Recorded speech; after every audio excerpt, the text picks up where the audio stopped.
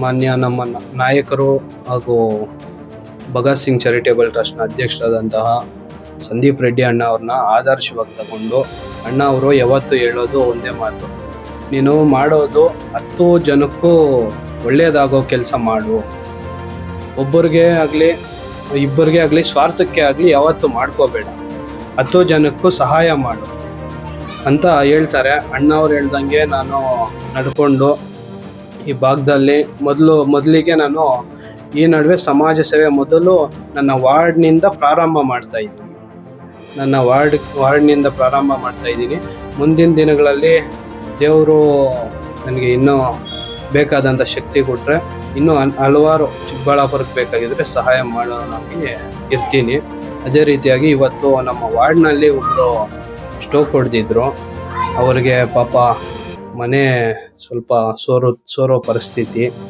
ಅದೇ ರೀತಿಯಾಗಿ ಅವರು ತುಂಬ ನೊಂದಿದ್ದಾರೆ ಜೀವನದಲ್ಲಿ. ಒಂದು 2-3 ತಿಂಗಳಿಂದ ನಾನು ನೋಡ್ತಾ ಇದ್ದೆ, ಎಲ್ಲೆಲ್ಲ ತೋರಿಸ್ಕೊ ಬಂದಿದ್ರು. ಅವ್ರಿಗೆ ಈಗ ವಾಸಿ ಆಗಿದೆ, ವಾಸಿ ಆಗಿತ್ತು, ಇವಾಗ ಮತ್ತೆ ಜಾಸ್ತಿ ಆಗ್ತಾ ಇದೆ. ಅದೇ ರೀತಿಯಾಗಿ ಅವ್ರಿಗೆ ಸ್ವಲ್ಪ ನೋವಿನಲ್ಲಿದ್ದರು. ಅವ್ರಿಗೆ ನೆಮ್ಮದಿಯಾಗಿರಿ ಅಂತ ಹೇಳಿಬಿಟ್ಟು ನನ್ನ ಕೈಯಲ್ಲಾದ ಧನ ಸಹಾಯ ಮತ್ತು ಕಿರು ಧನ ಸಹಾಯ ಸಣ್ಣದಾಗಿ ಮಾಡಿದ್ದೀನಿ. ಅದೇ ರೀತಿಯಾಗಿ ಮನೆಗೆ ಬೇಕಾದಂತಹ ಕಿಟ್ಟು ಕೊಟ್ಟಿದ್ದೀನಿ. ಇನ್ನು ಹಲವಾರು ಅವ್ರ ಮನೆಗೆ ಏನಾದರೂ ಸಮಸ್ಯೆ ಬಂದರೆ ನಾನು ಇರ್ತೀನಿ ಅಂತ ಹೇಳಲಿಕ್ಕೆ ಇಷ್ಟಪಡ್ತೀನಿ. ಅದೇ ರೀತಿ ಇವೆಲ್ಲ ನಾನು ಮಾಡ್ತಾ ಇದ್ದೀನಿ ಅಂದರೆ ಅದು ಸಂದೀಪ್ ಅಣ್ಣ ಅವ್ರ ಕಡೆ ನೋಡಿ ನಾನು ಅವರಿಂದ ಕಲ್ತಿರೋ ವಿದ್ಯೆ ಅಂತ ನಾನು ಭಾವಿಸ್ತೀನಿ. ಅದೇ ರೀತಿಯಾಗಿ ಈ ಭಾಗದಲ್ಲಿ ಇನ್ನೂ ಅನೇಕ ಸಮಸ್ಯೆಗಳಿದ್ದಾವೆ. ಎಲ್ಲದಕ್ಕೂ ಮುಂದಿದ್ದು ನಾನು ಮಾಡೋದಕ್ಕೆ ಹೋಗ್ತೀನಿ. ಅದೇ ರೀತಿಯಾಗಿ ನಮ್ಮ ಅನೇಕ ರಸ್ತೆ ಭಾಗಗಳು ಎಲ್ಲ ಸ್ವಲ್ಪ ಸಮಸ್ಯೆಗಳಿದೆ, ಲೈಟುಗಳಿರ್ಬೋದು, ಎಲ್ಲದಕ್ಕೂ ಮುನ್ನುಗ್ತೀನಿ ಅಂತ ಈ ಮೂಲಕ ತಿಳಿಪಡಿಸ್ತೀನಿ.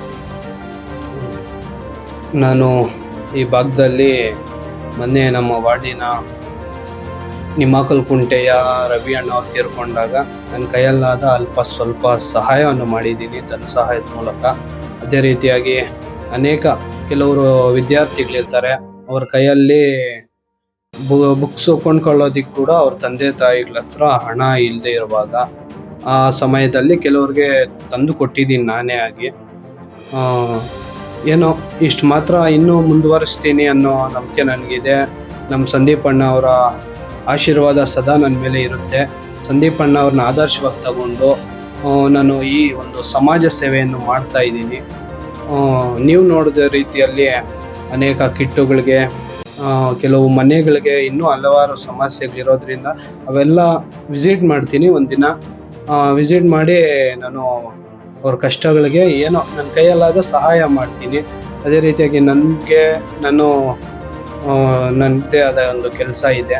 ನನ್ನ ಕೆಲಸ ಮುಗಿಸ್ಕೊಬಂದು ನನ್ನ ಆದಾಯದಲ್ಲಿ ಒಂದು ಸ್ವಲ್ಪ ಭಾಗದಷ್ಟು ನನ್ನ ಸಮಾಜಕ್ಕಾಗಿ ಮುಡುಪಾಗಿಕ್ತಾ ಇದ್ದೀನಿ. ಅದೇ ರೀತಿಯಾಗಿ ನನ್ನ ಸಮಾಜ, ನನ್ನ ವಾರ್ಡು ಎಲ್ಲ ಚೆನ್ನಾಗಿರಬೇಕು ಅಂತ ನಾನು ಕೋರ್ಕೊಳ್ತೀನಿ. ಖಂಡಿತವಾಗಿಯೂ ಇದೆ. ಸಂದೀಪ್ ಅಣ್ಣ ಅವರ ಕಡೆಯಿಂದ ಇಷ್ಟು ಮಾತ್ರ ಬೆಳೆದಿದ್ದೀನಿ. ನಾನು ಯಾರು ಅಂತ ಈ ಸಮಾಜಕ್ಕೆ ಮೊದಲು ಗೊತ್ತಿರಲಿಲ್ಲ. ಈ ನಡುವೆ ಸ್ವಲ್ಪ ಆಗಿ ಗೊತ್ತಾಗ್ತಾ ಇದ್ದೀನಿ. ಒಂದು ಗಿಡನ ನೆಟ್ಟಿದ್ದಾರೆ ಸಂದೀಪ್ ಅಣ್ಣ ಅವರು ನನ್ನನ್ನು. ಆ ನೆಟ್ಟಿರೋ ಗಿಡಕ್ಕೆ ನೀರು ಹಾಕೋರು ಅವರೇ ಆಗಿದ್ದಾರೆ. ಅದೇ ರೀತಿಯಾಗಿ ಅವ್ರನ್ನ ಆದರ್ಶವಾಗಿ ತಗೊಂಡು ಮೇಲೆ ಬರ್ತಾ ಇದ್ದೀನಿ. ನನ್ನ ವಾರ್ಡ್ಗೆ ಆಗಲಿ ಏನಕ್ಕೆ ಆಗಲಿ ಪ್ರತಿನಿಧಿಯಾಗಿ ನಾನು ನಿಲ್ಲೋದಕ್ಕೆ ನನಗೆ ಶಕ್ತಿ ಇದೆ. ನಾನು ನಿಲ್ತೀನಿ 100%. ಅಣ್ಣ ಕೆಲಸದಲ್ಲಿ ಎಲ್ಲದರಲ್ಲೂ ಮಾಡಿ ತೋರಿಸ್ತೀನಿ. ನಾನು ಎಲ್ಲರ ಥರ ಫೋಟೋಗಳು ವಿಡಿಯೋಗಳು ಹಾಕ್ಕೊಳ್ಳೋಕ್ಕೆ ಹೋಗ್ತಾ ಇಲ್ಲ. ನಾನು ಇರೋದು ಹೇಳ್ತೀನಿ. ನನಗೆ ಹಾಕ್ಕೊಳ್ಳೋದಕ್ಕೂ ಇಷ್ಟ ಇಲ್ಲ. ಈ ವಿಡಿಯೋಗಳೇ ಆಗಲಿ ಫೋಟೋಗಳೇ ಆಗಲಿ ಹಾಕ್ಕೊಳ್ಳೋದಿಕ್ಕೆ ಇಷ್ಟ ಇಲ್ಲ. ಕೆಲವರು ಅದೇ ಕೆಲಸವಾಗಿ ಹಾಕ್ಕೊಂಡು ರಾಜಕೀಯವಾಗಿ ಬರ್ತಾ ಇದ್ದಾರೆ ಮುನ್ನುಗ್ಗಿ. ನನಗೆ ರಾಜಕೀಯ ಅವು ಇವು ಏನು ಬೇಕಾಗಿಲ್ಲ. ನಾನು ನನ್ನ ಸಮಾಜಕ್ಕೆ ನನ್ನ ಆದಾಯದಲ್ಲಿ ಅರ್ಧ ಭಾಗದಷ್ಟು ನನ್ನ ಸಮಾಜಕ್ಕೆ, ಅರ್ಧ ಭಾಗದಷ್ಟು ನನ್ನ ಕುಟುಂಬಕ್ಕೆ ಕೊಡೋದಕ್ಕೆ ಇಷ್ಟಪಡ್ತೀನಿ. ನನ್ನ ತಾಯಿಯವರು ಮತ್ತು ನನ್ನ ಕುಟುಂಬದವರು ಇದ್ದಾರೆ.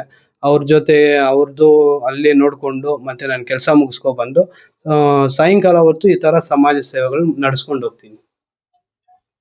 ಓಕೆ, ತಮ್ಮ ಹೆಸರು? ನನ್ನ ಹೆಸರು ನಾಗೇಶ್ ಅಂತ, ಸಂದೀಪ್ ರೆಡ್ಡಿ ಅವರ ಆಪ್ತ ಅಭಿಮಾನಿ ಮತ್ತು ತಮ್ಮ ಕೂಡ. ಅನೇಕ ನನ್ನ ಸ್ನೇಹಿತರು ಅದೇ ರೀತಿ ನಮ್ಮ ವಾರ್ಡಿನ ಹಿರಿಯರು ಬಂದಿದ್ರು, ಅವ್ರಿಗೆಲ್ಲ ನನ್ನ ಪರವಾಗಿ ಧನ್ಯವಾದಗಳನ್ನ ತಿಳಿಸ್ತೀನಿ. ಈ ಕುಟುಂಬಕ್ಕೆ ಇನ್ನಷ್ಟು ಮತ್ತಷ್ಟು ಶಕ್ತಿ ಬರಲಿ, ದೇವರು ಇನ್ನೂ ಆಶೀರ್ವಾದ ಮಾಡಿ ಅವ್ರಿಗೆ ಒಳ್ಳೆ ಆರೋಗ್ಯ ಐಶ್ವರ್ಯವನ್ನು ಕೊಟ್ಟು ಅವ್ರ ಮಕ್ಕಳಿಗೆ ಎಲ್ಲ ಅವ್ರು ಚೆನ್ನಾಗಿರ್ಲಿ ಅಂತ ದೇವರಲ್ಲಿ ಪ್ರಾರ್ಥಿಸ್ತೀನಿ.